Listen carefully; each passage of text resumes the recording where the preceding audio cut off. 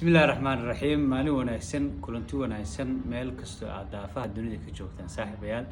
soo dhawaada, waa walaalkii maxamed saalax maare. waxaad igala socotaan page-kayga maare. waxaan rabaa halkan inaan inoogu soo gudbiyo maanso kooban oo aan sameeyey oo la yiraahdo waayaha la saaxiib.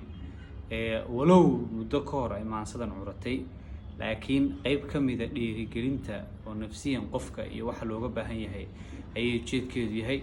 way isfasiri doontaa, qof kastee la hadlaysaa, qof kastoo ahaan leh himilo leh hiigsi leh meel u socday la hadli doontaa. waxay leedahay: waayaha la saaxiib, guushana ka dhigo wehel, wax kastoo aad qabatana yaan wanaagu ka maqnaan. ha wareerin maankana, waqti sii naftaadoo weygiiba laba goor wax yar nasasho u sameey. ha israacin waayaha, hana baran walaaciyo walwal keli ahaaneed. isla weyni ka fogow, qabku wuu ku lumiyaa, noqon maysid weligaa ruux kale wuxuu yee waxaad tahay qofkaa tahay.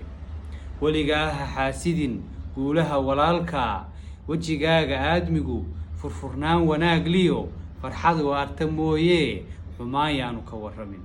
caafimaadku waa nolol nimco weyna bixiyee, maalintii aad wacan tahay ha ilaawin waxa jira kumanaan walaacayo ama waarka yaallo la ildaran xanuun weyn.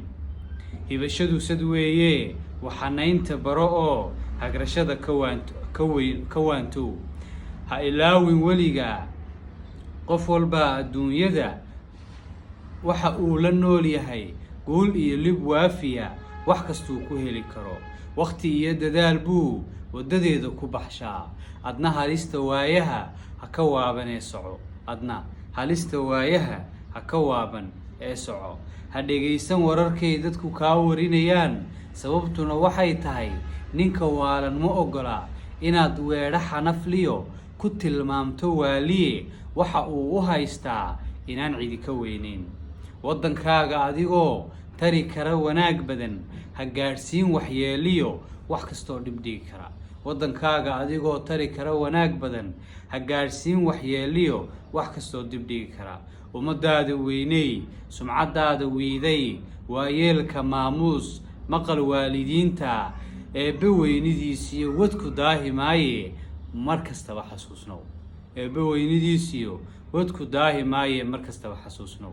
waa mahadsantihiin. asalaamu calaykum waraxmatullahi wabarakaatu.